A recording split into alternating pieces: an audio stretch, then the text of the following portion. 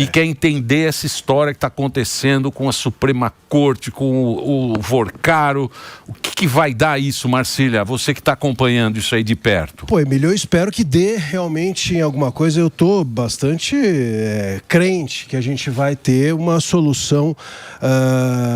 Veja só, muita gente fala assim, o Brasil é um país da impunidade. O Brasil não é um país da impunidade. Veja o que aconteceu com a Lava Jato. Houve punição. O problema é que o Brasil é o país da despunidade. A gente pune e depois... Te pune bem, despune melhor ainda. E despune. Então, não existe lugar nenhum do mundo em que você descondena uma pessoa, como aconteceu aqui com o Lula, que você desliquida um banco, como, enfim, tentaram fazer com o Master, e a gente despune as pessoas que são punidas. Esse é o problema. Então, a gente precisa punir.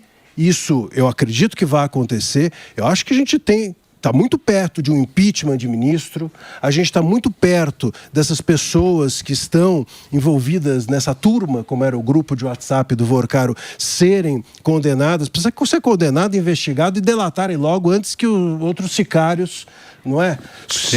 Quebrem dentes. Quebrem dentes, ou quebrem sua própria alma. Se é que foi isso realmente, a gente está aguardando aí as imagens. Queremos as imagens, que as imagens não sumam, como algumas sumiram também. 181 câmeras sumiram, não foi isso? Pois é. No 8 de janeiro, 181 câmeras. Que o Flávio Dino não sabia que o contrato... É inacreditável. O contrato apagava as imagens, ele não estava muito a par. E aí sumiram essas imagens. Tomara que agora não suma, essas pessoas todas sejam punidas. Acho que está muito próximo de a gente ter alguém delatando. A gente já viu aí, por exemplo, a tal da Marta, né, que era uma das 28 bilhões de namoradas do Vorcaro, se manifestando de que vai ter uma defesa própria, etc. Então, se não fala lá, fala cá, alguém vai falar e essas pessoas serão punidas. Mas a gente precisa vigiar para que não despunam, como aconteceu com os últimos episódios no país. Então, mas para começar a história, o rolo do Vorcaro com o Márcio, o que ele fez de errado ali para ele estar em cana hoje? Bom, primeiro que a gente teve uma fraude imensa, né, aos investidores. O banco tinha lá títulos podres e etc. Enfim, é uma questão do sistema financeiro que ele fraudou todo mundo. E essa fraude não afeta só o investidor, mas afeta todo o sistema financeiro que funciona também, né, na base da confiabilidade. Os outros bancos. Os outros bancos que vão ter que pagar essa conta por causa do fundo garantidor. Todos nós somos clientes de algum banco. E esses bancos todos formam um pool, um combo, de cada um põe um valor e isso é o fundo garantidor que vai pagar essa conta. Eles vão ter que provavelmente repensar até daqui por diante esse fundo garantidor. E frauda também a República, né, Emílio? Eu acho que é isso que ficou bastante evidente. O cara comprou o Brasil inteiro. Comprou todo mundo. Pessoas importantes e um banco desse tamanho. Emílio, olha só, se o Banco Master, com o tamanho e a irrelevância que tinha, conseguiu comprar o Brasil inteiro, imagina o que não pode fazer o crime organizado. Exato. As facções criminosas dentro do país, que aliás o governo recusa-se assim nomeá-las, e a gente já está vendo que o Trump vai considerar, querendo ou não, facções criminosas é necessário mesmo, porque a gente tem um problema sério no país. Imagina o poder que não tem uma facção se o Master conseguiu fazer o que fez. E fez, né? As fintechs tinham algumas relações com alguns grupos. Pois é, fora se uma coisa não tiver ligada à outra e se tudo não tiver ligado ao escândalo do INSS, etc, etc. Então, mas aí o Vorcaro, ele tinha pessoas importantes dentro do Banco Central, dentro de vigilância, para saber até que ponto ele podia roubar, é isso? Pois é, e aí... Eu não consigo entender isso. Por que então, esse é um ponto importante. Por que o Vorcaro precisava de tantas relações? É só o banco?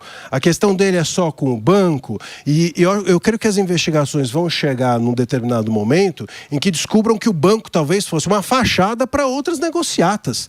Negociatas em que essas autoridades estivessem envolvidas. Talvez a gente tivesse ali no Banco Master uma sede que tinha tentáculos em tantos lugares, em todos os lugares brasileiros. Então, eu estou falando aqui de crime organizado, estou falando aqui de lavagem de dinheiro. Por que você tem um banco e tem um sicário? Ué, não precisa ter um sicário para ter um banco, né? Então por que ele tinha essas pessoas debaixo da asa dele? Por que ele precisava de tantas relações, comprar todo mundo? Será que o interesse era só esse? Creio que não. Mas aí as investigações vão avançar. É possível que o Banco Master ele fosse talvez mesmo um polo irradiador de problemas muito maiores ligados a crime organizado, facções e outros escândalos mais que envolvam essas autoridades. Entendi. É um bicho enorme. Ô, doutor, você é advogado também, né? A gente está no início, né? Então isso é a ponta do iceberg. É a ponta do iceberg. Só que só nesse ponto, como você é advogado, existe um negócio que chama-se tráfico de influência. Você tem uma empresa, um banco, e você transita e contrata advogados que têm relação com o nosso STF, é uma coisa que não fecha a conta. Em nenhum país do mundo a gente consegue ver isso. Então a gente tem 2 ministros aí supostamente envolvidos e precisam explicar essa relação. Porque tem no celular, tem o resort, né? Tem você viu a última mensagem, ela classifica que tem uma relação. Aonde está esse lugar que a gente pode, pelo menos, ter uma manifestação? As últimas... Bom, primeiro que a relação com o Toffoli, vamos dizer, a suposta, porque, enfim, está em investigação, espero que esteja em investigação, mas o próprio Toffoli, ele assumiu, ele confessou que ele era sócio da empresa. Da Mari. Mas parou essa investigação, parou. Pois é, parou por quê? Porque o Gilmar Mendes deu uma decisão mandrake, né? Arrancou, criou uma relatoria paralela ao André Mendonça. Esse caso está com o André Mendonça. Sim. O caso do Lulinha, que se origina da CPMI é o André do INSS, é o André Mendonça. Que assina. E o do Maric, que está ligado ao Master, está com o André Mendonça. O que eles... Olha esse caso do Gilmar Mendes, olha que bizarro. O que aconteceu? Tinha um processo de 2021 sobre a CPI da Covid de uma produtora brasileira, que era a autora. Estava encerrado o caso. A Maric peticiona no meio desse processo encerrado e pede o mesmo benefício que foi obtido lá. O Gilmar Mendes, que foi o relator do caso de 2021, fala, opa, é comigo mesmo, e dá. Entendi. De ofício, sem ninguém pedir, dá um habeas corpus sem ninguém pedir, ainda inventa isso. Quer dizer, a gente está nesse lugar. Então, é muito sério tudo isso. E quando o Toffoli topa, digamos assim, assume, confessa que era sócio da Meredith, a gente precisa entender que essa Meredith estava ligada ao REAG, o REAG está ligado ao Master e o Master estava sendo investigado pelo Toffoli. E o REAG foi um dos compradores do resort. Portanto, o Toffoli ele assumiu, ele confessou. Ao confessar que ele estava com a Meredith, era sócio da Meredith, ele confessa que ele teve relação com o resort. Um resort que tinha um cassino clandestino. É essa relação que precisa ser investigada. Mas isso todo mundo sabia, né, também. Pois é, mas agora está escancarado. Isso aí teve a jornal foi lá, entrevistaram. Mostraram o resort, mas mostraram o cara descendo. Estão jogando areia agora em cima, ele precisa se tornar um investigado. Ele não é só que ele tem que sair do caso, não é só uma questão de impeachment. Exato. O Toffoli precisa ser investigado. O Moraes também, ao dar as explicações, ele deu explicações. Não, eu não... Agora, eu adorei essas últimas notas do Moraes, porque ele falou assim, eu não tive viagens privadas com o Vorcaro. Isso. Bom, mas então teve... Privadas não teve? Teve quais? Abertas, públicas. Eu não estive no endereço. Neste endereço. Então teve outros. Parece que a tua mulher está interrogando. Você saiu pra balada? Quando a gente fui pra essa. A gente precisa contar uma puta história. Você tem que dar uma volta enorme. É aquela história, né? Você tá com vontade de sair agora aqui e tomar um cafezinho no Rio de Janeiro, no aeroporto do Rio de Janeiro. Vai contar isso pra tua mulher que você tá com essa vontade. Por que você vai tomar café hoje? Você responde, não tava no bar, eu tava na calçada do bar. Não era pra você chegar e falar assim, eu nunca estive com o Vorcaro, nunca viajei pra nenhum endereço desse. Mas não foi isso que foi dito. Agora também, essa nota da esposa do Moraes também é bem esquisita que saiu hoje. Porque saiu, tirou do... Pois é, a nota da esposa dele diz assim, primeiro que ela assume que ela era responsável, uma das funções que ela disse que exerceu foi de fazer o compliance do Master. Isso. Agora ela é do compliance. Você é do compliance, não viu? Não tinha coisa melhor para dizer? Porque o Vorcaro foi preso numa operação chamada Compliance Zero. É o nome da operação, inclusive. Ela é responsável. Aí ela vai lá e diz que foi responsável. Aí depois ela fala o seguinte, eu fiz 94 reuniões e dei 36 pareceres. Se você em 22 meses de prestação de serviço, e ganhava 3,6 milhões por mês, o que dava em 3 anos os tais dos 129 milhões. Se você pegar 94 reuniões e 36 pareceres, dividir isso por 22 meses, que foi o tempo da prestação de serviço, dá 4 reuniões por mês e um parecer. Se você, Emílio, pensar, fazer 1 milhão um parecer por mês, vai... 1 milhão. Um ex-ministro do STF, se você procurar ele para dar um parecer, ele vai te cobrar 500 mil no máximo. Isso aí. Ela cobrava, vamos lá. Eu tô dando de bandeja. Tá bom. 1 milhão. Só na promoção. Na promoção, 1 milhão. E aí você pega 4 reuniões. Se cada reunião custasse 200 mil reais. Certo. Uma reuniãozinha, 200 mil reais. Estou falando de valores irreais. Não dá os 3,6 milhões. Então, as explicações deles só estão complicando ainda mais. Mas eles estão acuados, estão na parede, e por isso estou explicando, e isso é bom. Mas o que vai acontecer?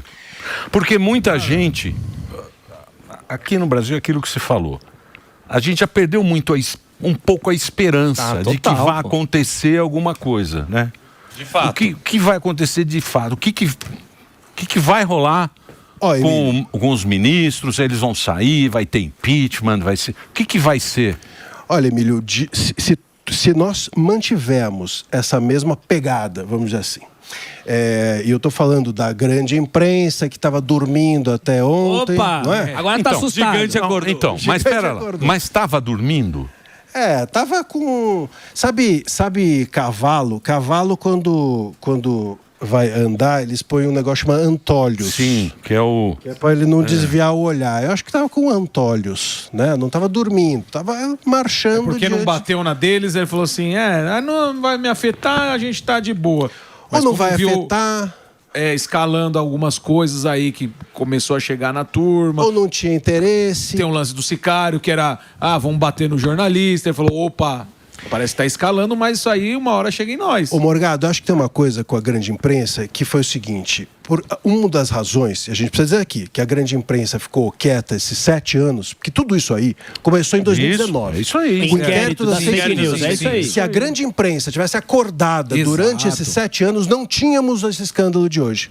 Porque o monstro se criou a partir... Exatamente. É isso, você começa a alimentar o dragão fica grande e te engole. E aí eu chego na pergunta que o Emílio falou, onde vai chegar. Você acha que, por exemplo, a gente viu a grande mídia, a Globo, por exemplo, falando e desmentindo a nota do ministro. Você acha que isso daí vai ter uma pressão? Ou você acha que, de repente, o ministro vai colocar eles também, como colocou a Jovem Pan, em muitos veículos, como fake news? Coloca no inquérito, vocês estão mentindo, vocês estão falando. Eu falei que não tive mensagem, vocês me desmentiram, então vocês vão entrar no inquérito. Você acha que isso acontece ou isso repercute de uma certa forma? Acho que não. Acho que o ministro não vai ter coragem de botar uma Globo no inquérito das fake news. Sim. Entendeu? Então, ele fez isso durante esses anos com alguns veículos, com alguns jornalistas. Agora, até porque não é só a Globo. Exato. Agora eu te pergunto, e os caras que estão presos lá? Os caras que estão lá do 8 de janeiro, os velhos, aquelas velhas. E essa turma? Pois é. E essa turma? Quem é essa turma? O que vai acontecer com essa turma?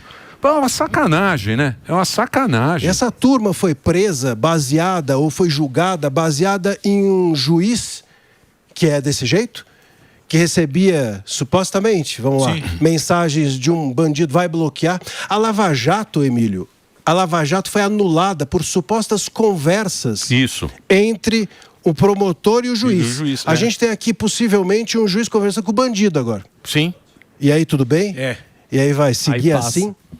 Com mensagens apagadas, com mensagens apagadas. Que foi uma das coisas que ele também colocou, né? Que não podia apagar. Que rolo, hein, Marcelo? Então, eu tenho certeza de que se a imprensa mantivesse, a grande imprensa, a imprensa de uma forma geral, sobretudo a imprensa, vamos dizer assim, mais ligada à direita, que tida assim, tem feito esse trabalho há 7 anos. Mas se a grande imprensa agora, que acordou do seu sono profundo, eu não sei se o sono profundo também não foi, porque ela acredita que conseguiu amansar o bolsonarismo, que é uma coisa que, enfim, se desejava, as redes sociais. Porque você não precisa se controlar ou censurar, basta você fazer o outro ter medo de que isso possa acontecer. Exatamente. Talvez isso tenha acontecido na cabeça deles, eles falam, bom, agora a gente pode bater no que está errado. Se esse trabalho se mantiver, Nós, Emílio, creio eu, estamos próximos, talvez não seja nesse ano, mas estamos próximos de ter, pela primeira vez na história do STF, inclusive, que tem 140 anos de história, um ministro preso, ou mais de um. E, não tenho dúvida também, ministros impeachmentados. Eu acho que esse vai ser o desfecho. Esse vai ser o desfecho.